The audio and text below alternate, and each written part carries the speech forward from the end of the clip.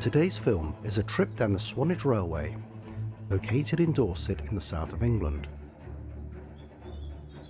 A heritage railway group revived part of the line. It too used the name Swanage Railway and now operates a 9.5 mile or 15-kilometre track which follows the same route as the former line from Wareham to Swanage, with stops at Norden, Corfe Castle, Harman's Cross and Thurston Halt.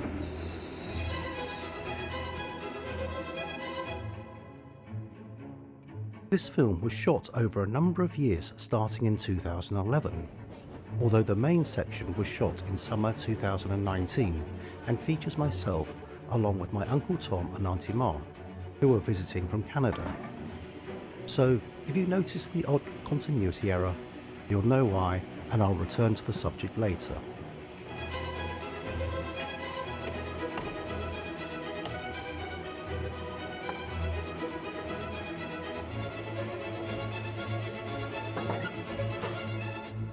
Like all good stations, it has a restaurant, waiting rooms and a small bookshop. All the books are about old trains or railways. How boring is that?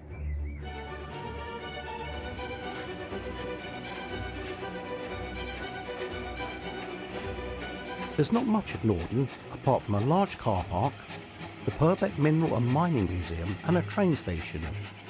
It's the first station on the Swanage Railway line.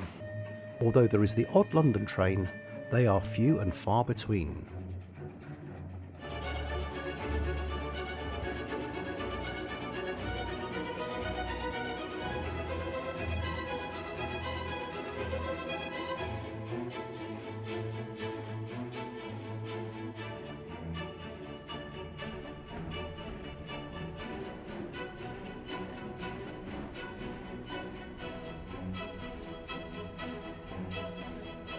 The most picturesque part of the journey is around Corfe Castle.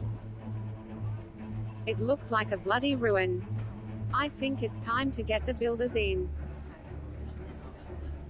The castle stands above the village of Corfe and dates in some form back to the 10th century.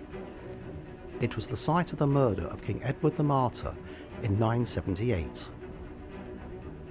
In 1572, Corfe Castle left the Crown's control when Elizabeth I sold it to Sir Christopher Hatton. A few facts about Dorset. Legend has it that the villages of Puddle Town and Bryant-Spuddle, which used to contain the word Piddle. The locals changed their village titles to avoid embarrassing Queen Victoria whilst she was visiting. Dorset is considered the birthplace of the modern trade union. 6 farm workers from Tolpuddle were convicted of swearing a secret oath as members of the Friendly Society of Agricultural Labourers and deported for their troubles. Henry Fox Talbot, who invented a process for creating reasonably light-fast and permanent photographs, was born in Dorset.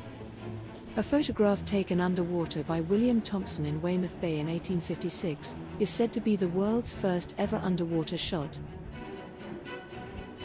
Back to the story.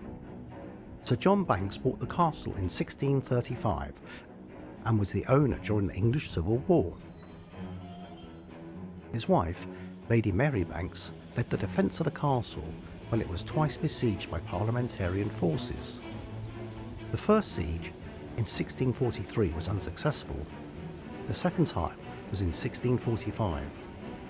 Corfe was one of the last remaining royalist strongholds in southern England, and this time the siege was successful. In March that year, Corfe Castle was to be slighted on the English Parliament's orders. What the hell does slighted mean? In modern speak, to have your home slighted would mean total demolition, but the castle walls were so solid that this meant complete destruction was impossible. Many houses in the village have been built or extended from stones from the castle, so a complete authentic restoration would mean destroying a large chunk of the local village. I think it was this point in the journey that we were kicked out of the viewing car and back to our second-class seats.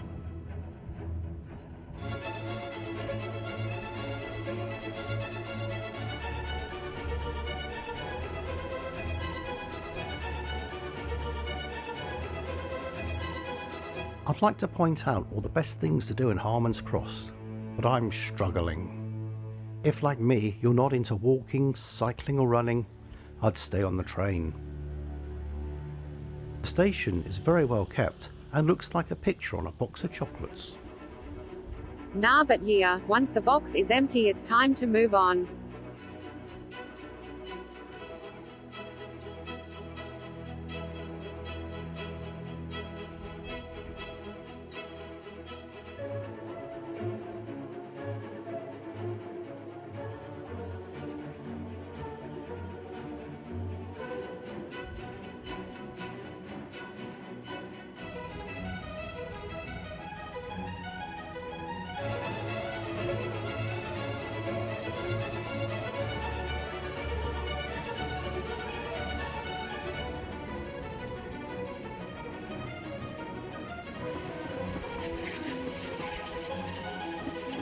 Studland Bay has the world's largest seahorse breeding colony in Great Britain.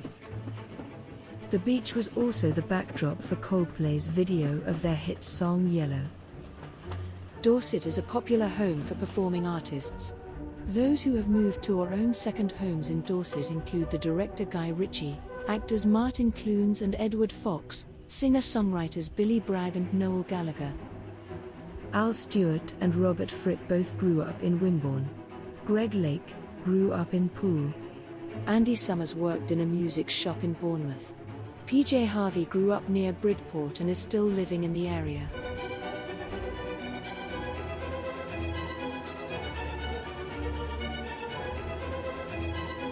Interesting Dorset literary facts. Many towns in Dorset bear a strong resemblance to ones in Thomas Hardy's famous novels. Not to be confused with another local, Vice Admiral Sir Thomas Hardy, a commander at the Battle of Trafalgar. If you thought Harman's Cross was dull, Thurston Halt takes it to a whole new level. And the train only stops if someone requests the station, a very rare occurrence indeed. As a child, Enid Blyton loved to spend time in Dorset and often stayed at the Grand Hotel in Swanage. Those fond childhood memories were the source of inspiration for her famous 5 books. Despite the buffet being closed, Auntie Ma decided to check out what delicacies we missed out on. I'm sure Jill's homemade Dorset apple cake would have been extra nice. Robert Louis Stevenson wrote his novel Dr. Jekyll and Mr. Hyde after it came to him in a cocaine-induced nightmare in nearby Bournemouth. Mary Shelley was an English novelist who wrote the Gothic novel Frankenstein. In order to fulfill her wishes, the coffins of Mary Shelley's parents were exhumed and buried with her in Bournemouth.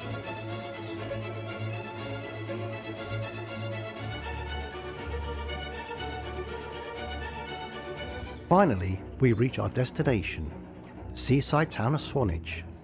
Time for an ice cream and a bag of chips. Where would your English be without your greasy fish and chips? The town dates back to 877, when it was first mentioned in the Anglo-Saxon Chronicle.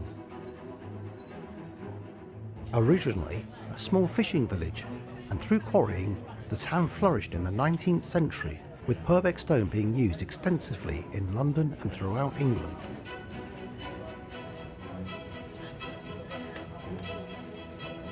Today, Swanage is a popular tourist destination with award-winning sandy beaches and beautiful countryside. You sound like you work for the local tourist board.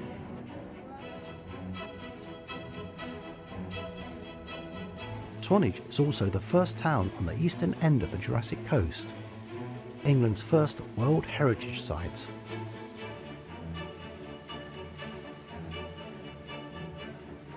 In a nod to Alfred Hitchcock, the train that left Norden is a different one that arrives in Swanage, so more of a cost-cutting exercise than a continuity error. It sounds like he's too lazy to film it again. And now to get the last boat home, but that's for another video.